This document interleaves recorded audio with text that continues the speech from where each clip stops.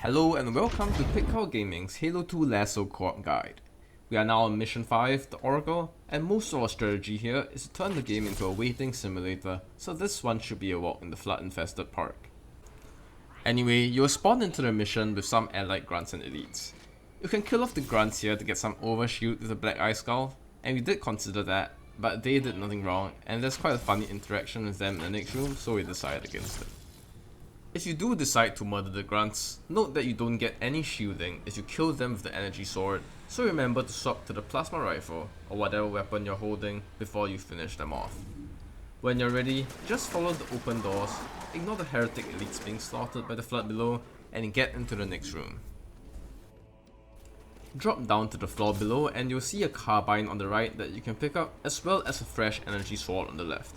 Since some flood infection forms or popcorn flood will spawn in, destroy all the bodies with the energy sword so they don't get reanimated. You can also melee them with another weapon, as this will give you shields for some reason, but it takes quite a long time to destroy a flood body. You can also take some friendly fire from the grunts if you stand behind the hologram, as Bob finds out the hard way, so be careful of that if you want to preserve your shields. The popcorn flood will spawn a few seconds after the hologram disappears. The easiest way to take this fight is to have the Covenant allies do all the hard work for you. Go to the back of the room and jump up to the second floor to the door that you came from. You might need to crouch near the top, but it is not a difficult jump to make.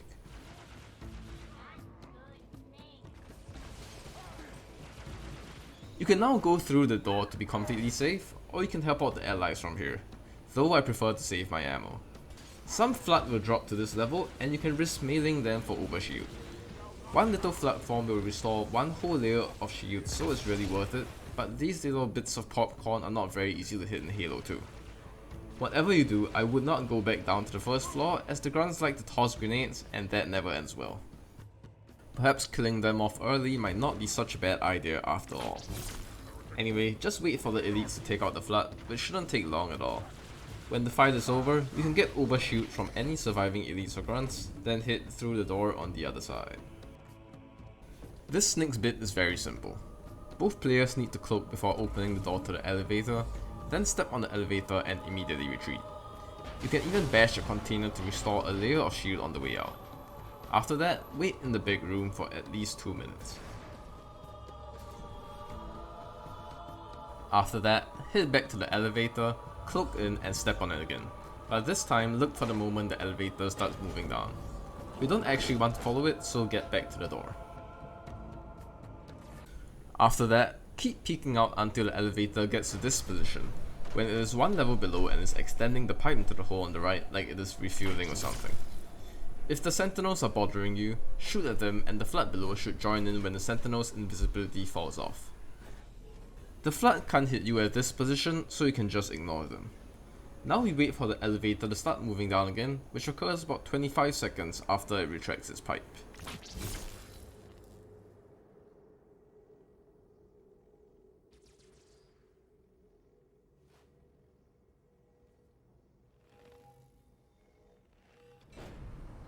At that point, run and jump down to the raised platform on the right, then cloak and drop down to the elevator floor. Jump to a small platform near one of the holes in the right wall, then fall down to the platform below. Make sure to do it one at a time or your bodies could bump into each other and mess up the jumps. Now, 2 flood combat forms will come out the open door, so try to get on top of the door frame to get a jump on them. If you're bad at jumps like we are, standing on both sides of the door is fine as well, and you can easily tag team them. With the 2 flood down, go through the door to get a checkpoint, then wait for the elevator to come down. I'm not sure if it's the same for everyone else, but it's like Schrodinger's elevator. It does not move unless someone is observing it. Note that there are still flood and sentinels swarming around, so retreat into the corridor when the elevator arrives. After that, move down the corridor and go through the door at the end. Normally, you would have to clear every single enemy in this room, including all the flood reinforcements, but thankfully Halo 2 has some anti-softlock measures that we can abuse. Go all the way to the right to the last window, break it and cloak as you jump down to the floor below.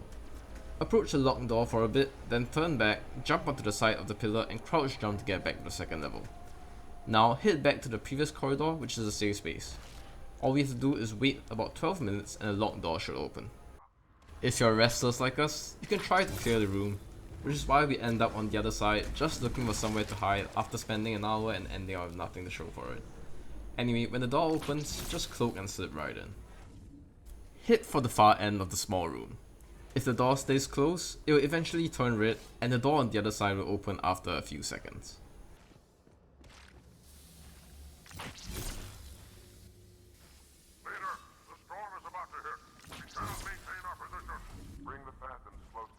When the door opens, you will see a bridge with Flood in the middle and heretics on the other side, but don't worry, there is no need to fight them at all. An allied phantom will show up and blast all the enemies outside, so you can stay safe inside the small room. If there are some Flood bodies, you can even bash them up for overshield while you wait. Once the battle is over, some Covenant allies get dropped off and come into the room. At this point, there may still be a few heretic grunts or popcorn flood on the other side of the bridge, so finish them off before crossing the bridge. You can melee the popcorn flood to restore your shields, but beware of allied grenades since our grunts seem to be particularly trigger happy with them. In fact, it might even be worth it to kill off the grunts for overshield before they mess you up. Now, I shall demonstrate a little bit of parkour that can help you get to the next room while skipping most of the enemies on the way. Jump onto the middle structure between the two arches, then turn to the left. There is a small flat surface along the slope, so do a running jump and crouch at the top of the jump and try to land on that small flat surface. This is not easy to do at all, especially since there is so little room to run on. Well, practice makes perfect, so you'll probably get it eventually, but if you can't make the jump, you can get a boost from your partner. If both of you can't make the jump, we'll cover that situation later, but Bob manages to do it just fine here. Climb to the top of the arch, then aim for either the flat surface of the next slope or the surface above that and jump. But if you miss your jump like I just did, all the enemies will spawn in and you have to deal with them. They aren't particularly difficult, so I suppose that's what you can do if both players are unable to make the initial crouch jump. As usual, prioritize killing the grunts, then sentinels before you start on the enemy elites. I might have screwed the entire skip up, but I'll still focus on the jumps, while our allies deal with the enemies pretty much on their own, which goes to show how simple this section is even if you don't despawn the enemies. I'll fast forward this bit so it doesn't get too boring, but basically you keep doing those parkour jumps to the next arch until the point when there are no more arches to jump on, and that is when you jump onto the slope surface below.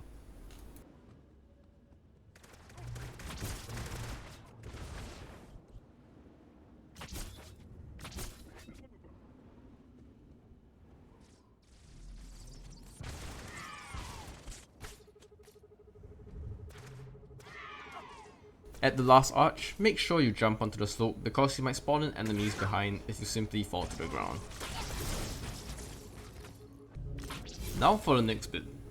If you successfully manage to avoid spawning in the enemies, there should only be one grunt at the back that you can snipe down quite easily with the carbine. If not, there will be some heretic elites and sentinels which are easy enough to take down.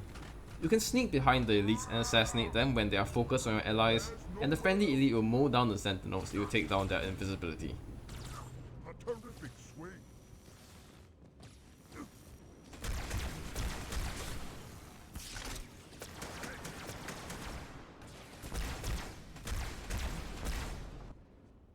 With that out of the way, I can now demonstrate the jumps again.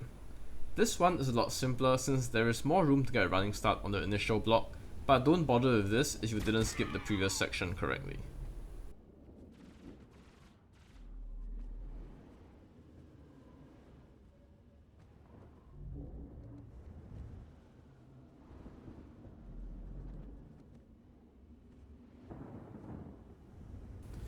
You can just fall to the ground at the last arch, but because I screwed up the previous skip, a heretic elite and a couple of grunts come off the door, so there is really no point trying to parkour this section after failing the previous one.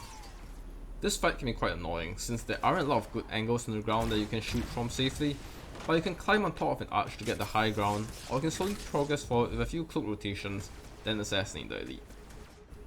Try to keep any friendly elites alive because they'll be very helpful in the next section. Heck, I would even say that the next section is really difficult without any friendly elites, so protect them as well as you can.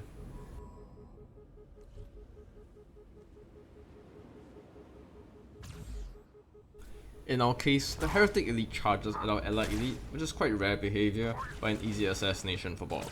With all the enemies down, stock up on carbine ammo and get a plasma pistol if there is one lying around.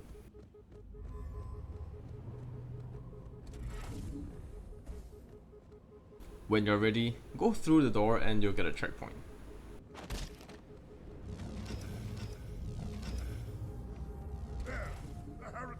When you open up the inner door, you'll be greeted with a bunch of flood combat forms and sentinels in a large open room.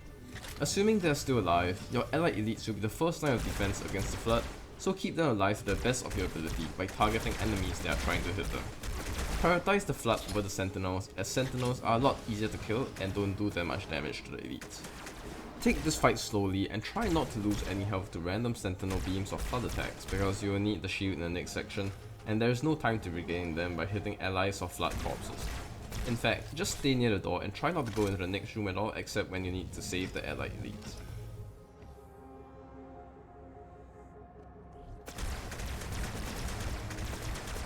If you don't have any allied elites at this point, the battle becomes a lot more difficult. You will have to briefly open the door, shoot at the flood to take down their invisibility and reveal them to the sentinels, then close the door again to prevent the flood from swarming in. Rinse and repeat this process until the sentinels win the fight, then slowly snipe down the sentinels.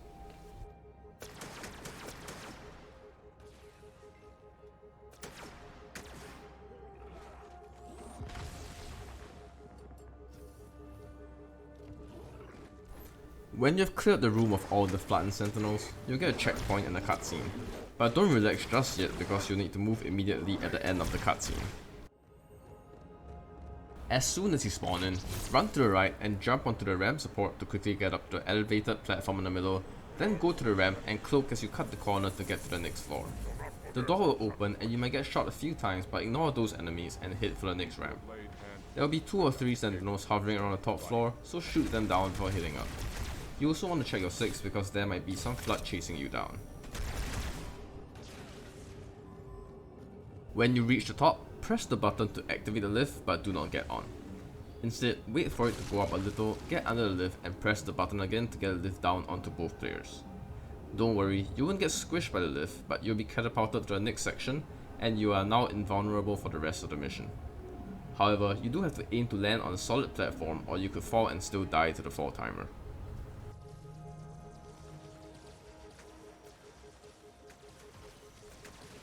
Anyway, there are 3 pillars to destroy, so walk around and smash them with the sword. Do watch out for the flood because their attacks could push you off the platform. Note that the physics becomes a little wonky after the invincibility glitch, so you are more susceptible to being pushed off. If you find yourself in an empty glitched out area with a bunch of floating platforms, do not panic. That does happen most of the time, and it is fine because your partner will be able to finish this part of the mission on their own, and you'll be teleported away later. This is exactly what happens in this run, as Bob is stuck in the glitch zone. Just don't walk around as you might fall off, die and reset to the previous room. After destroying all the pillars, go back to the hole in the middle. Wait for a couple of seconds before jumping down so that you hit a load zone in the middle and don't die from the fall timer. At this point, the player stuck in the glitch zone will also get loaded in. Since both of you are invulnerable, it's a trivial task to get to the open door in the bottom level. I'll fast forward through the rest of the mission because there isn't really much of a point breaking down the fights when invulnerability is in play.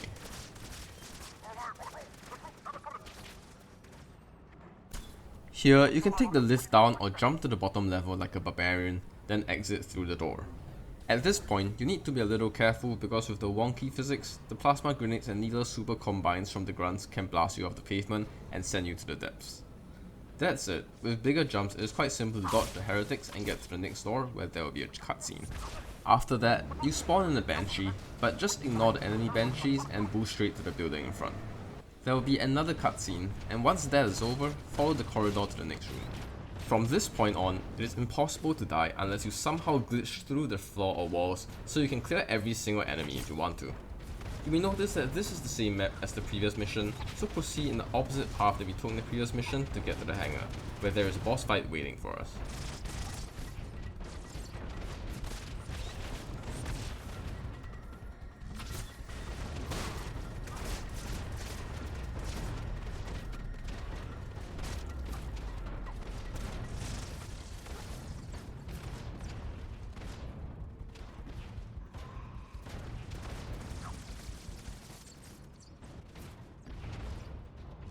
When you reach the door, there will be a cutscene and the boss fight will begin. But with invincibility, it is extremely trivial. Just hit all the Heretic Leader copies with any weapon you want, and you will eventually get the right one. How did the prophets buy your loyalty, Arbiter? With a new command, a new fleet? Or was it the promise, their great journey?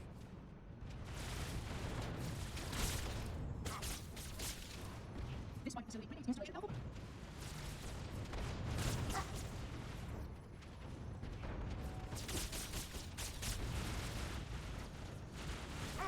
When you finally kill the Heretic Leader, the mission is over, and that is the end of the video. Please leave a like if you found it helpful, and do leave some comments so I can improve on these guides. I hope to see you in the next video where we play as Master Chief again in Delta Halo.